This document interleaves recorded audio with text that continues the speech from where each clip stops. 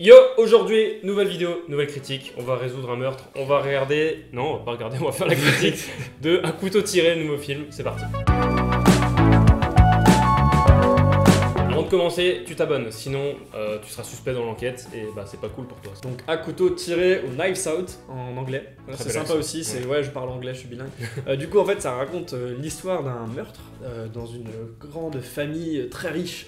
Et voilà. Et en gros ils doivent trouver le coupable. Mais qui a tué le papy? Qui a tué Harlan Fromley. Merci. Bon, pour mener cette enquête, je demande déjà un enquêteur qui n'est autre que Daniel Craig. Daniel Craig.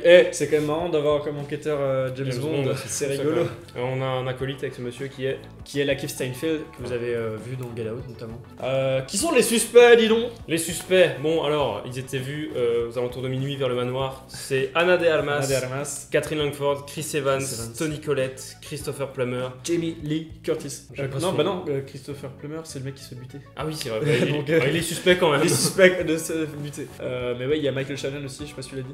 Voilà. Donc on n'oublie pas Michael Shannon, s'il vous plaît, c'est quand même. Enfin, vous avez compris, c'est un casting de fou furieux. Et il y a même le mec, j'ai oublié son nom, mais le mec qui joue dans ça, avec des bonnes performances comme dans le film. Ouais. Et déjà, un truc qu'on peut noter et qui est assez cool pour une fois, c'est que Ana de Armas, si vous l'aimez bien, si vous avez vu Blade Runner 2049, si vous aussi vous êtes amoureux d'elle. Voilà, comme nous tous, vous serez surpris et même content de savoir qu'elle a le rôle principal dans ce film. C'est pareil, ils ont tous un petit peu leur style de jeu parce qu'on a Daniel Craig qui, dans James Bond, c'est le mec ultra charismatique. Là, il l'a un petit peu, mais il a une espèce, ils le disent dans le film, une arrogance un peu. Il est un peu taré sur les bords, ça j'aime bien. Comment ils disent? Une arrogance de riche, de faux bourgeois, comme ça. Et c'est super cool, c'est vachement drôle des fois. Il joue vraiment bien. Je trouvais qu'il a fait une putain de bonne performance, Daniel Craig. Et, pas souvent parce que James Bond, il a ce côté très noir, du coup on connaît comme ça. Mais là, vraiment, il s'est donné à fond. Putain, il y a des moments, il pète des câbles et c'est incroyable. Ce qui est bien, c'est qu'on a plusieurs générations de talents. Enfin, on a Jamie Lee Curtis, voilà, qui est une grande actrice.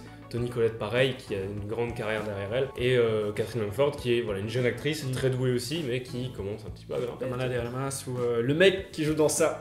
Et un autre gars que vous connaissez, c'est Captain America, voilà, il joue aussi dans le film. Et pareil, il a ce côté un peu...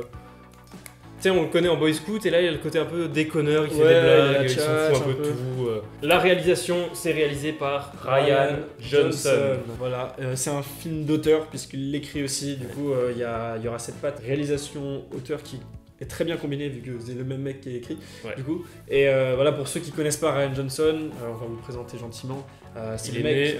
Alors il est né dans le l'Idaho. Non, c'est le mec qui a fait d'autres films déjà dans le même style, un peu enquête. Il y a Brick, qui est un excellent film avec Joseph Gordon-Levitt, mais il y a aussi Looper, qui est une enquête plus futuriste. Avec des voyages dans le temps, c'est très compliqué, en même temps très bien écrit. Deux excellents films. Et puis il y a aussi la suite Star Wars 8 qui a partagé là ici une ligne entre celui qui a aimé et celui qui n'a pas aimé. Voilà. Mais moi, ce film, personnellement, m'a réconcilié avec Rian Johnson. Oui, moi aussi. Enfin, moi, ça m'a conforté dans le fait qu'il avait enfin de nouveau la chance de s'exprimer. Tu vois, je suis assez content parce que Star Wars, c'est Disney, tu peux pas faire ça. Disney, c'est compliqué de pouvoir donner sa patte. J. Abrams a réussi à le faire. Et du coup, il se rattrape avec ce film. On va parler réalisation et on va parler un petit peu de l'ambiance de ce film qui a. Ça se passe de nos jours, mais il y a une espèce de touche un peu rétro, vieille. Enfin, c'est plutôt cool. Un côté Cluedo presque. Ouais, c'est vrai. Tu te fais toi-même tes propres indices. Tu vois, tu fais le film, tu dis ok, lui il peut être suspect, lui ça serait bizarre, mais en même temps ça serait logique en même temps. C'est ça, mais c'est vraiment le même style de film dans dans sa mise en scène, parce qu'il y a toujours ce côté, tu sais, ce moment interview où tu as des plans du coup de chaque côté, où tu vois le côté avec la victime qui est toujours le suspect. Le suspect, oui.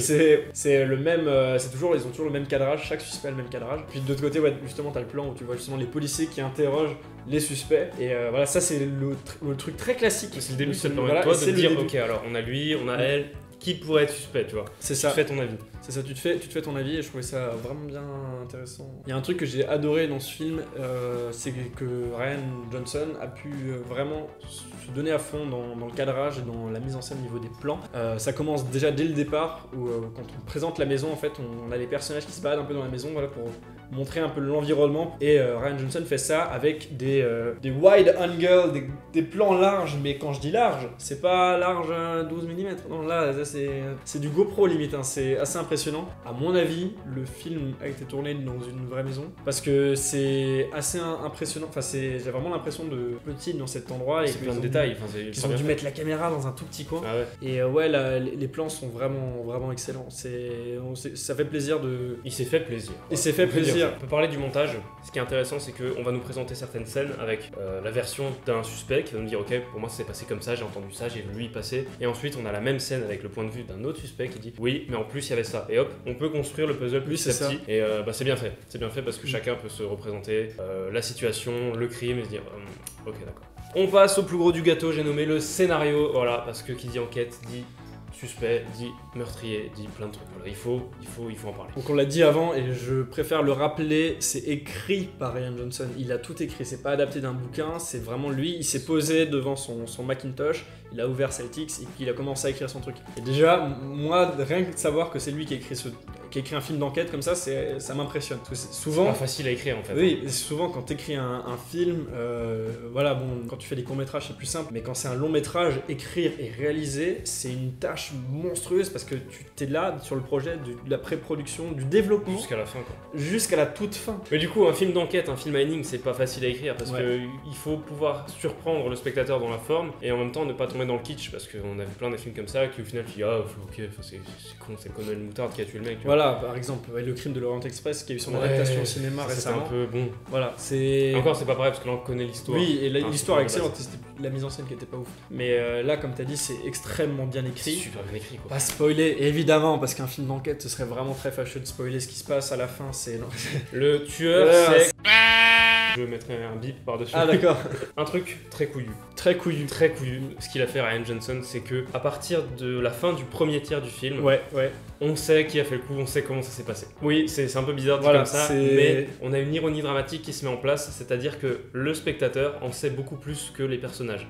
Donc on est avec la personne qui a fait le coup, et le but, ça va être d'esquiver un peu l'enquête et de... C'est exactement ça. Quand on voit des éléments qui sont rapportés, des indices, on va dire putain merde, comment on va faire pour s'en sortir? On est clairement dans le récit, on est à la place du coupable ou de la coupable. Et quand tu sais, d'habitude dans les films d'enquête, dans les bouquins d'enquête, il y a toujours ce truc où tu crois savoir, on te donne une piste et au final c'est pas celle-là, tu penses que c'est une autre mais au final c'est pas celle-là, c'est celle que tu as pensé au départ. Il y a un peu ce ressenti mais d'une manière bien plus originale et comme tu l'as dit, on te donne une réponse que tu t'attendais pas vraiment au départ et après on te dit qu'au final, il y a beaucoup de twists dans ce film. Le film fait exprès de te perdre dans un truc pour au final te surprendre encore plus tard. Mais c'est ça qui est bien parce que même si on te donne la réponse au début du film, il y a quand même des éléments qui restent pas expliqués. Tu dis d'accord, ok, moi je sais ça, mais il y a quand même ce truc qui est bizarre et qui colle pas avec ma version. T'es quand même en train d'enquêter malgré que t'aies pas mal de réponses dans le truc. Et ça fonctionne parce que t'es tenu en haleine tout le long. C'est marrant parce qu'à un moment, je pensais que qu'on nous présentait au premier tiers du film, c'était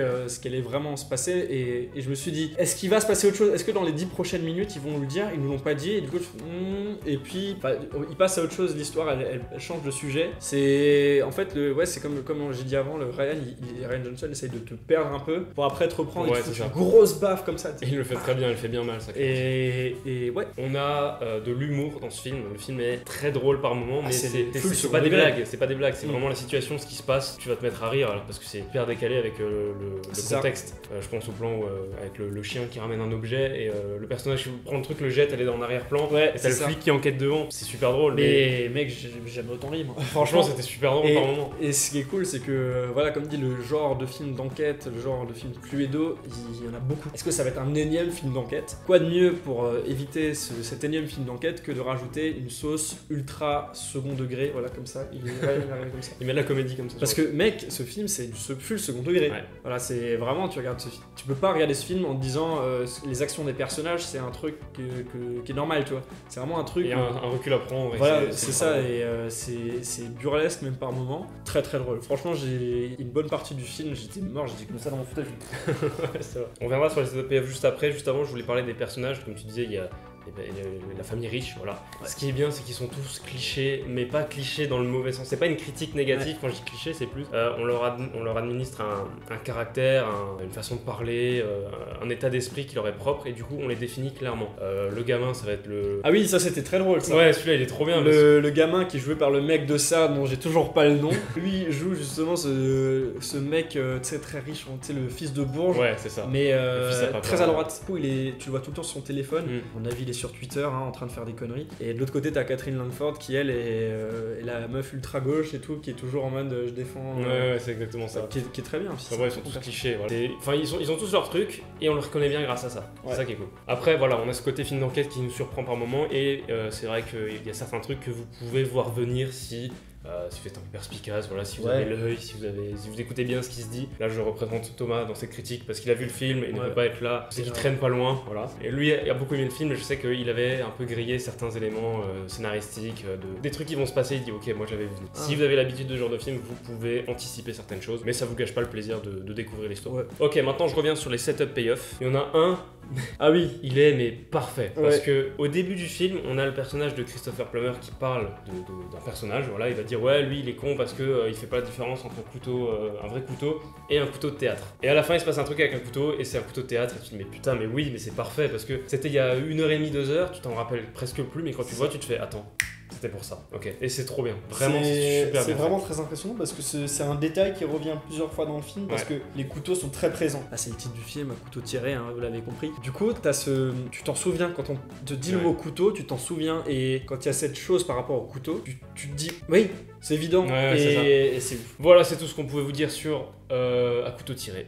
Dites-nous si vous avez pu voir le film, ce que vous en avez pensé, si vous l'avez aimé ou pas, dans les commentaires, dans le sondage qui est ici. On parle vite fait des acteurs du réal, qu'est-ce qu'ils ont comme actu en ce moment? Ouais, Rian Johnson, et ça je pense que vous le savez parce que ça a été beaucoup médiatisé, il va réaliser et écrire, totalement écrire, genre pas juste accompagner d'un mec, il va écrire totalement. Prochaine trilogie Star Wars. S'il fait un truc à sa sauce et que Disney met pas trop son nez dedans, ça peut être cool. C'est ce que fait Disney en ce moment, ce qui est cool, c'est qu'il laisse vraiment, j'ai l'impression, la place aux auteurs. On a vu The Mandalorian par exemple.